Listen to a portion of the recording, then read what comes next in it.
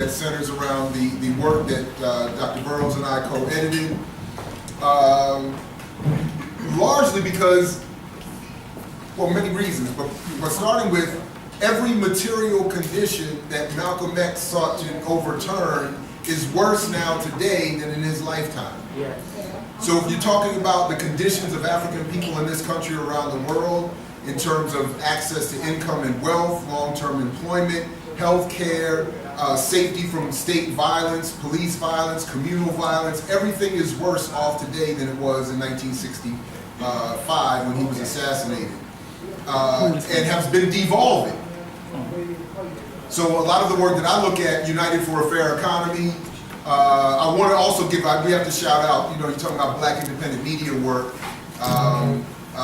Over the last year or so, I've become very much in tune to the work of people like Yvette Carnell and Antonio Moore, who have been really leading a lot of the national conversation around what is the real economic condition of black people despite all the popular mythology. And it's worse than we're often made aware of, despite how many of us suffer it and live it on a daily basis.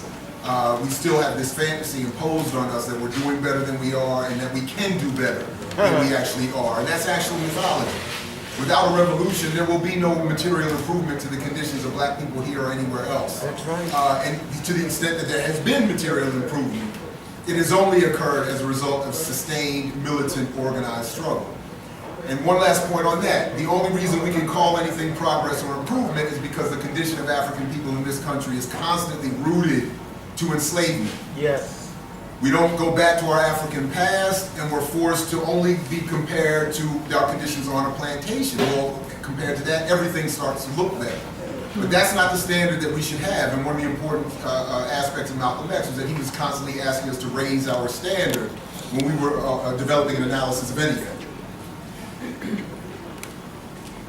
So this context is still very real. There is still an imperial process. There is still a process of enslavement. There is still a process of exploitation, of ripping off the cultural, political, social, material, labor practices and development and resources created by African people. That is still the standard of the American economy.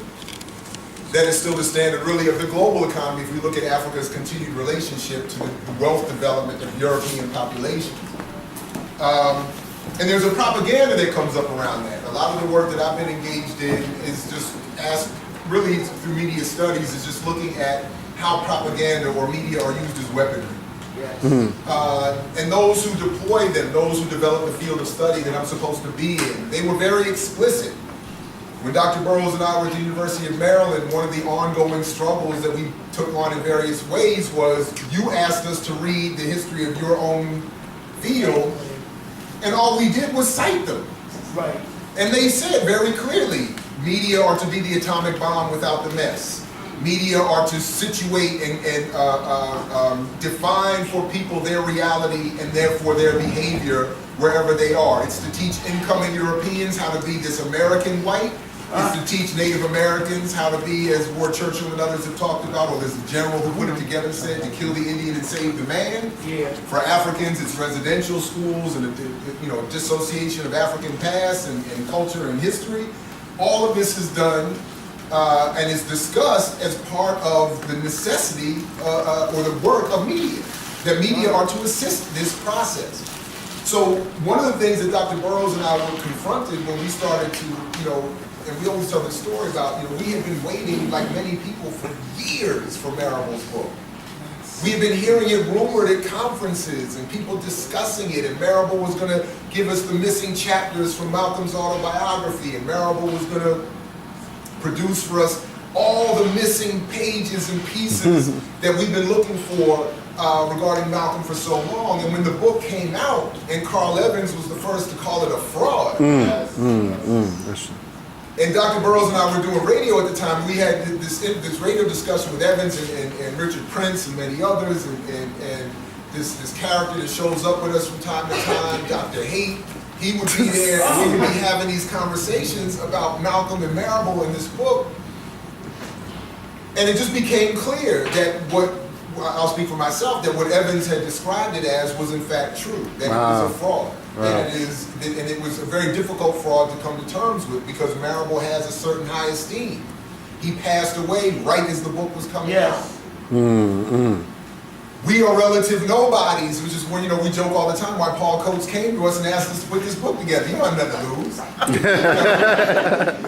Jared and Todd, you don't have Manning's career, you don't have Columbia University and millions of dollars in associated assets made available to you with research teams. And you don't have Viking Press coming to you, one of the 6 largest publishing companies in the world, coming to you saying, here is unlimited resources, unlimited time, produce something for us. Most of us work in a very hostile, quick-paced context. Get that book out, get that article out. Research assistants, no. Teaching assistants, no. Funding, no. We don't. And I just posted something the other day. I got another note, and it happens all the time. And I'm not alone in this, where people will come to me, and she literally said, this is not a diss at her. She was just being honest. She said, Dr. Ball, I really appreciate all your work. I can't reference it for grants or publications, but it's really good and essential. And really what she was getting at is, if you are not an institutional scholar or thinker, you are just not welcome. It's not that you're wrong. In fact, quite the opposite. It's the correctness of your analysis that becomes a threat that makes you, of necessity, be pushed to the margins, where you submit that name on a grant, you're not going to get the grant. You submit that name on a resume, you're not going to get that job. You submit that name in a book publication to a major publisher, they're not going to publish it. Unless you do what Manning Marable did, which is take a lot of people's work, reference them at some point throughout, maybe in a bibliography or somewhere in a text, but take their work, not properly credit them for where he was getting his ideas, and then distort their analysis, distort their interpretation of Malcolm, so that the book could become something that the New York Times would find as a bestseller, that Wendy Wolf, the executive editor and publisher who worked with Manning Marable, could say in her work would make her comfortable with Malcolm.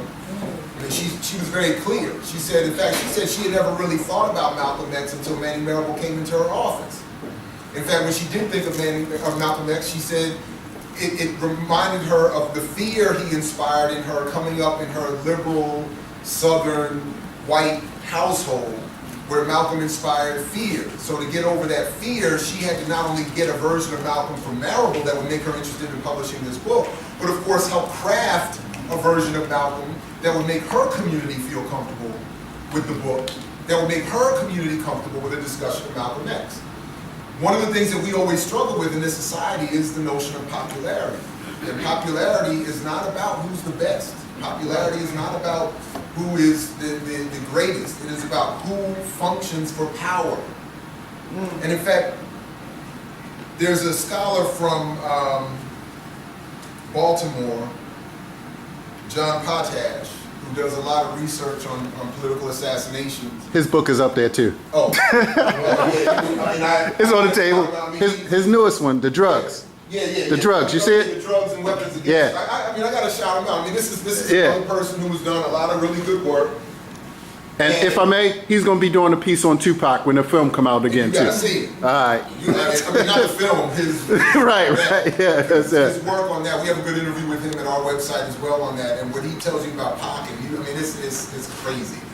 Long story short, whatever you think you know is wrong. Wow. I'll just leave it there.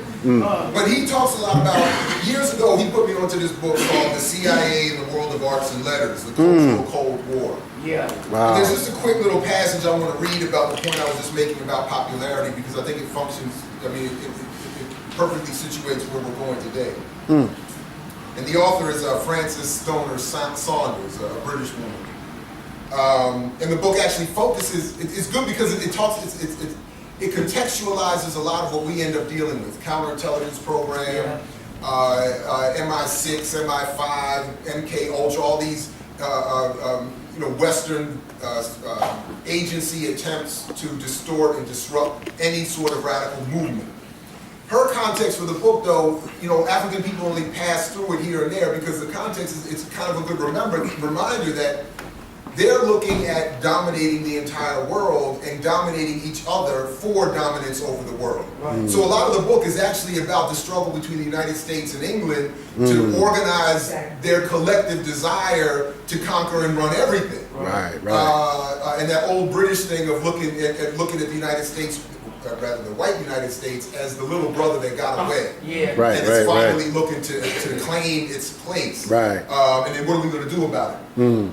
And one of the things that they developed was that the CIA ended up working with British intelligence on was a magazine that they referred to as Magazine X, which is why it had a different name, but for our conversation, obviously for obvious reasons. Right. The purpose of the magazine was that they wanted to have another voice in the British Empire world, throughout the British Empire, that would contradict the rising left, the white left that was associated with the Soviet Union and communism and all of that. They wanted a voice. They were even promoting voices that were socialist but not connected to the Soviet Union. And they were just, and their point and part of their broader operation was we have to be involved in cultural conversation. We have to be involved in magazine production, photography, film production, radio production. We have to be producing through the cultural world our ideas, because people aren't going to be reading all of our studies and analyses, and they're not going to be reading all of our papers. In fact, we don't want them to. We don't really want everybody reading the Wall Street Journal, the Financial Times, and the New York Times, and the Washington Post. We just want that white elite that's going to make all the decisions to read it, and then they'll have their arguments, and then carry out the decisions from there. So one of the points that they as they say here, why they were doing this was that, and rather how they were going to pick the people to be their cultural spokespersons. And it says, quote, "It was not a matter of buying off and subverting individual writers and scholars, but of setting up an arbitrary and factitious system of values by which academic personnel were advanced, magazine editors appointed, and scholars subsidized and published, not necessarily on their merits, though these were sometimes considerable, but because of their allegiance," end quote. So what that quote is saying in so many words, and it just I know sometimes it's not, when you don't have it in front of you to catch everything, is what she's saying, as quoting their own statement, is that we're not going to buy off anybody to make them say what we want them to say. We're going to produce the people that will say what we want them to say, and we will position people who are already saying what we want said where they will be most heard. Right. So, and one of the effects that we are all having to deal with, even in our classrooms, where at Morgan State we deal mostly with Black Baltimore city born and raised students, one of the things that we end up having to deal with is having to deconstruct all the propagandized mythologies. Yes. So if you want to talk about Malcolm X, you have to first get them off of Denzel's image. Yes. You have to then get them beyond Spike's movie. Right. Which is the worst movie he's ever made, in my opinion. And just in short, because it takes 90 minutes to get to Malcolm as Malcolm X. Wow. And then the politics that he expressed that I'll start to talk about here briefly in a moment are not in the film. Right. What made him a threat is not in the film. And that's why the film could be made. And as Oprah and Cosby were saying at the time where they were helping him supplement his cause, they wanted to, and Time Warner said explicitly, I actually got this, I have a lecture tape from Baba Nati's spot. Okay. Everyone's Place. I got to tell my quick story on that. When I came home from the Navy, when I was in the Navy, somewhere, sweeping floors and on a minor level aiding the process of bombing brown people overseas. I got, an older Muslim brother gave me, he just came to me, he was like, you seem to have some level of intelligence in your brain, might possibly function if you walk towards us a little bit. And he started giving me books, and in the books had this stamp from Everyone's Place. Wow. I was like, damn, I was born in DC, grew up in Howard County, it's not too far away. I mean, even went to school briefly in Baltimore. Wow. Baltimore friends, got a little scholarship, then they asked me to leave after my second year. Not really working out. But I had never heard of Everyone's Place. None of my friends from Baltimore, who actually were from Baltimore, had ever talked to me about Everyone's Place. So when I got home, I said, I gotta go there. And when I started delivering pizzas, I would make my routine. I would come out here, frankly make a stop around here I wasn't supposed to make a stop at back in another form of my life. And then I would stop at everyone's place. And then on my way back with my lecture tapes and my bean pies and my videos, I would create a new media environment. Wow. Where I wanted to eventually create this mixtape radio concept where you have the mixtape that's giving you all this great music you don't hear on the radio, and then you get all this knowledge you don't get on anywhere. And on one of these tapes was Deruba Ben Wahad, John Henry Clark, and Amiri Baraka talking. I know it's deep, right? Yes. That's right. Talking about the oncoming film from Spike Lee. It was about to come out. And one of the points that many points that were made, Deruba made the point. First of all, that Time Warner said they wanted to turn Malcolm X into a brand like The Simpsons or Batman, which anyone at the time should be like, ding, right. Wow. We got to boycott, we got to protest, we got to make noise. That's a problem. The other point that Deruba made that I'll use as a segue here was that the propaganda created about the Black Panther Party and the Black Liberation Army and also by way extension of Malcolm X prevented the community, the black community, from properly supporting those organizations and that work. That's right. And as he often points out, Malcolm did not have the protection. In fact, in preparation for today, I was listening to a lecture just a couple of years ago that we do have at imixwhatilike.org, where Deruba is talking, former Panther, Black Liberation Army member, political prisoner, if anyone's not familiar, Panther 21 with Afeni Shakur. One of the points that he made, he said on the day Malcolm was assassinated, he got out of the car by himself. He was by himself. And that for all the talk we hear now of how many people love him and respect him, and nobody was there.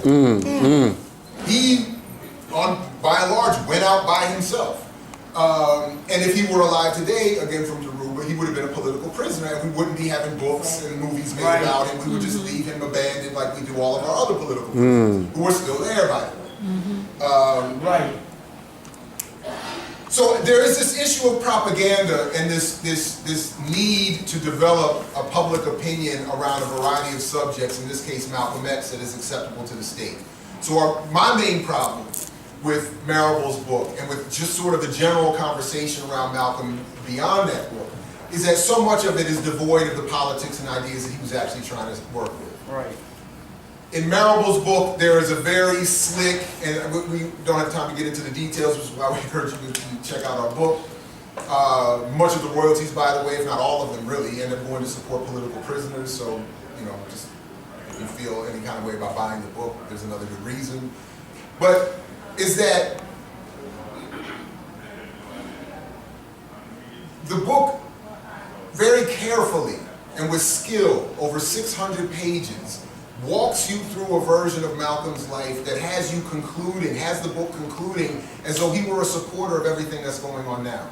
That he would have loved Obama, that he would have been thrilled with the general advance of black politics, that instead of the reality, which of course is that he was assassinated just precisely so there could be an Obama, and that black politics could go in that very neoliberal direction, so where we would have a black president who for 8 years gives more to Wall Street than any other president in history, bombs Africa, blames African people for the corruption of the continent and their poverty, blames black people here for the pants sagging and not taking care of their kids, tells everybody there's no imperialism, there's no racism, we can overcome all of this, distance himself from everything he promised he would do when he ran. Say it.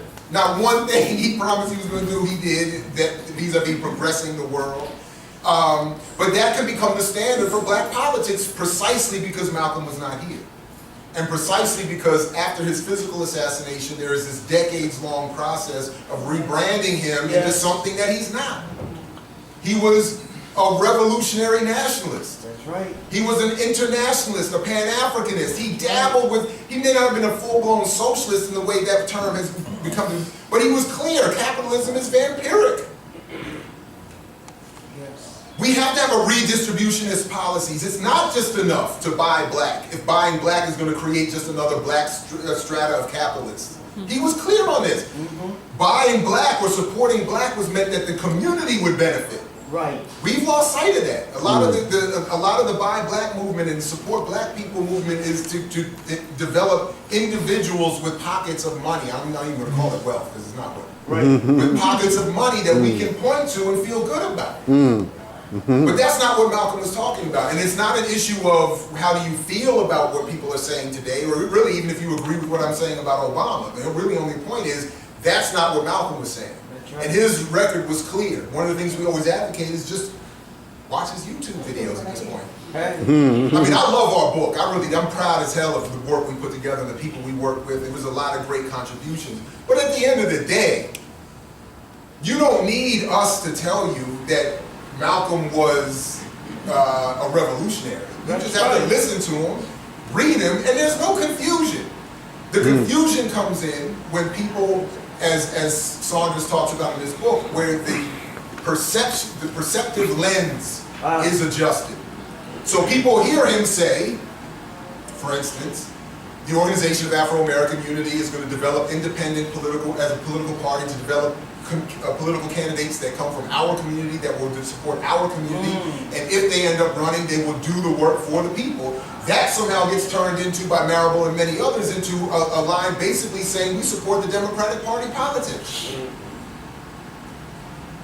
When he says we need to develop gun clubs and underground armies, and we need to be prepared to defend ourselves, and when we need to join international struggles happening all around the world, and we need to be Pan-Africanists, and he's saying capitalism is a vampiric system that needs to be that somehow all gets translated through this adjustment of our perceptive lens to, I mean, he was a radical guy, but you got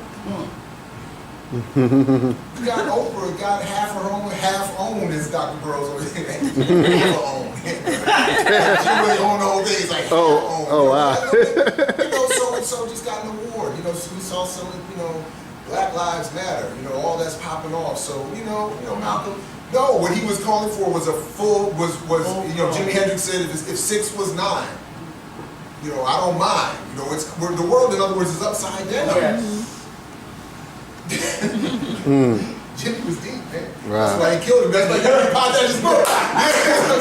He was deep. And he did not just accidentally, I drank too much. And Dr. Potash, I learned that his agent, Jimi Hendrix's agent, was working with British intelligence.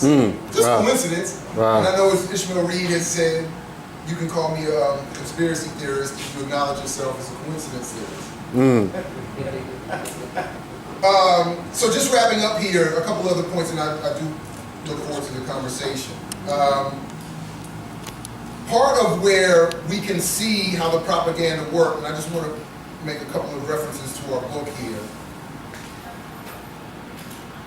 Going back to what Francis Saunders was saying about the purpose of placing people in statements. In fact, they said this, they referred to that magazine X, as their, quote, greatest asset. In other words, they understood that messing up the conversation is of great political value. So as we look at the coverage of Marable's book, the Washington Post, for example, hailed it as a, quote, work of art.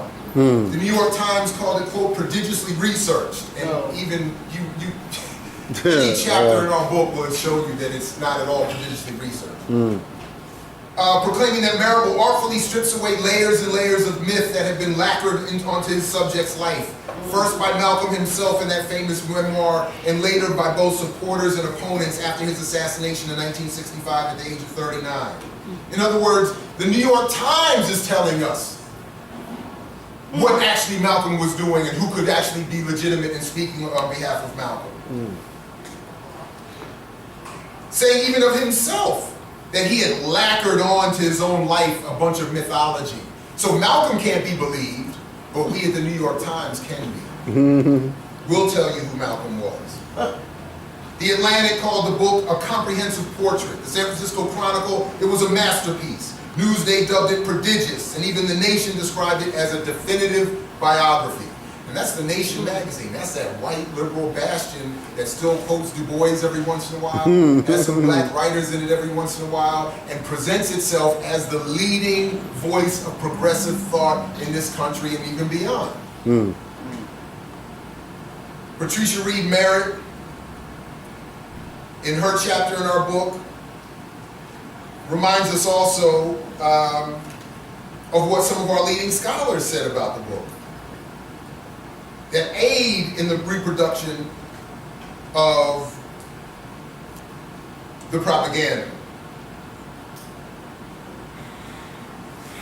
Henry Louis Gates, she said, for one, hailed it as the definitive biography of this outrageously misrepresented figure.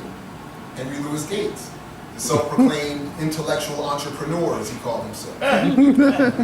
Which he's honest. I'm going to sell you my ideas to the highest bidder. Whoever got that money, you need me to say this about black people? Oh, Africans sold other Africans.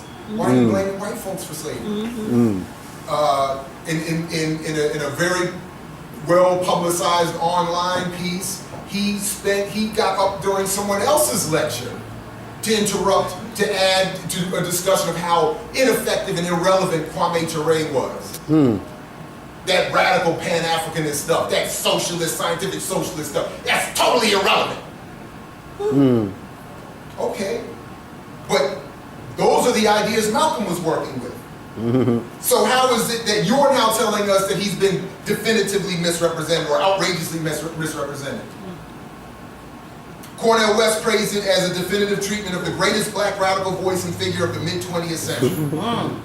And of course, this is pre their beef. Michael Eric Dyson claimed that the book offered a brilliant portrait of Malcolm that vividly captures the complicated outlines of black life at a critical juncture in American history. That last line I agree with. At a critical moment in America, a critical juncture in American history, black people who are rising up must be reminded that Malcolm wasn't that revolutionary you thought he is, that your symbolic memory tells you he was. He's somebody that wouldn't have been that upset with how things are. What are you complaining for? Calm down. Finally, as Deruba and others have reminded us, the Black Panther Party of definition is still perfect. I use it in my classrooms, it's essential, and it works exactly for the point we're making here about Malcolm and his argument over defining him.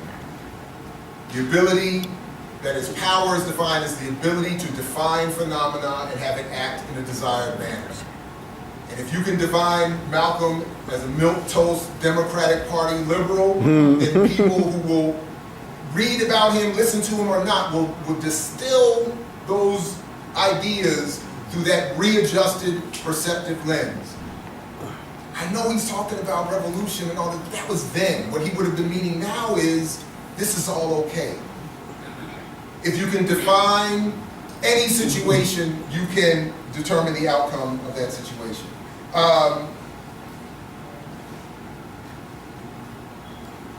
And killing Malcolm in real life and then posthumously over and over and over again in perpetuity assures that definitions of our struggle, the very conversation or lack thereof about our struggle, as was just said, we don't even hear about Malcolm on TV, will be dragged farther and farther to the right. Another point I'm borrowing from Deruba, that killing Malcolm made that every conversation we were going to have post-Malcolm about black politics and life gets dragged to the right. He's erased as a standard, so others can be used to fill in that standard. And if we go back and we were playing some of this work from Cynthia McKinney, where she was talking about the CIA memo that said, we have to not only kill King, but have a replacement for him. You can't just kill him and let some other, potential revolutionary Negro step in there and take over. We have to pick this successor. So the same thing with Malcolm. We can't just kill him. We have to push someone into that vacuum or push others into that vacuum so that it is not refilled with that same radical analysis and call to action. The very conversation will be dragged to the right, and then we can be given a Netflix documentary purporting to be about mass incarceration and the 13th Amendment. Whoa. But it's a product of a PR rep for Oprah. Wow. Yeah. Sponsored by the very Vanguard group and others who create policy that criminalize us. And then benefit financially from our incarceration, literally. Wow. And then I'm glad I made this note here. Note even the redefinition of Vanguard. Vanguard at one point meant revolutionary force leading the way, the Black Panthers, the Liberation Army, all of that. Vanguard now is maybe the single largest private equity owner of every single media and company in commercial computing to anything, from Amazon to Netflix to AT&T to Verizon. Keep looking. They'll give you the CEO, but that's just a high-paid employee who's meant to be the face of the brand. But keep looking, the Vanguard group is sitting up there, Right. buying up everything, worth $4 trillion. That's why we get a version of the discussion of the 13th on Netflix, where you have Newt Gingrich commenting on black incarceration, Wow. welcomed. It's insane. Okay. New deal for America. So I'll stop by saying that a lot of what we're trying to do here and in our work and beyond is it's not just for the man Malcolm himself, as much as he deserves, but it is for all that he continues to represent. I mean, symbolically, there had to be a lot done. When my generation was coming up in the late 80s, early 90s, that hip-hop resurgence was bringing Malcolm, that symbol, there had to be what my godfather always talks about, the negation of the negation. Yes. So here comes Malcolm as a symbol looking to help us negate our current horrific situation. Then they have to create a negation for that negation. Oh, you want Malcolm? Well, not only that, you're right about that. Music, NWA, the whole shit with music. Oh yeah. Oh yeah. And they bought everything. No question. They pushed everybody. No, it is. I mean, the joke I used to have is that you went from 88, 89 to Fight the Power to 92 with Gin and Juice coming out on a label formerly owned by Seagram's Gin. So, again, I know it's just coincidence, but then you have so you have this negation of the negation. So we have to, Malcolm's coming back on hats and shirts. We got to produce something else that's going to attach that symbol to something not rebellious. Right. Not threatening. So we'll strip it of all the ideas, leave the empty symbol, kill the Indian, save the man type of mythology, same pattern, and then we'll re-deliver it back out into the population. And then whenever people start to revisit it for real, we'll just recreate through popularity something else, which I at least argue is the Marable. Wow. So anyway, thank you all very much for coming. I look forward to the conversation.